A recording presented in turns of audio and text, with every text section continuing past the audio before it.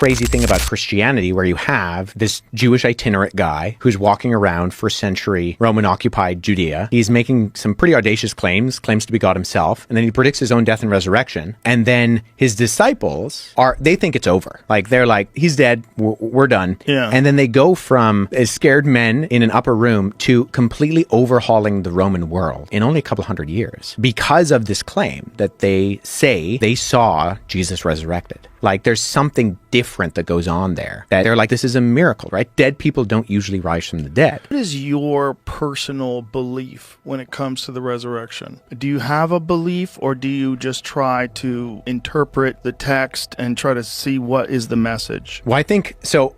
As a historian, I do think it is a historical question. You have a guy who objectively lived, he objectively died, and then individuals close to his inner circle claim that they see him not dead. Right. Again. But it's hard when you're dealing with illiterate populations, you're dealing with thousands of years of time, you're dealing with an oral tradition. It's very difficult for anybody who thinks of themselves as an intelligent person who's secular to even entertain the possibility that someone died and come back to life. And I get that, but we've already talked about the fact that we don't think that the only thing that exists is matter and motion. We as in you and I, right? Like, we believe that there's something else going on in this world that's a little bit crazy. There's something else.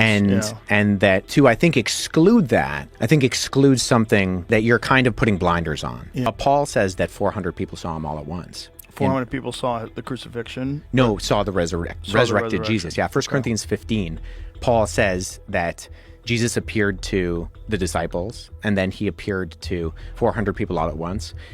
I mean, if we read the Gospel of Luke and the Gospel of Luke and Acts, so same author wrote these both documents, he says that Jesus was walking around teaching them for 40 days after he was resurrected from the dead. And so these are written within a time period when you have people who would have seen Jesus's ministry, who were there, say, at something like the feeding of the 5,000, who could have been able to verify or debunk some of these things that are being said. And you go from a bunch of scared guys who, because Jesus wasn't the only messianic figure who arose and claimed to be the Messiah. Right. There were a number of individuals both prior to and after Jesus, but they die and the movement dies with them.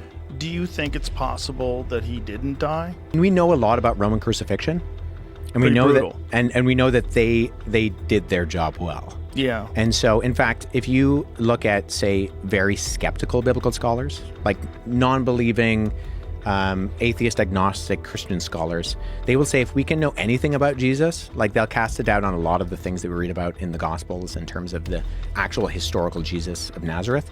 They'll say one thing we can be sure of is that he died by crucifixion under Pontius Pilate. There was actually a really good article done by JAMA, the Journal of the American Medical Association, which was done by a number of, I think it was in the 70s or the early 80s.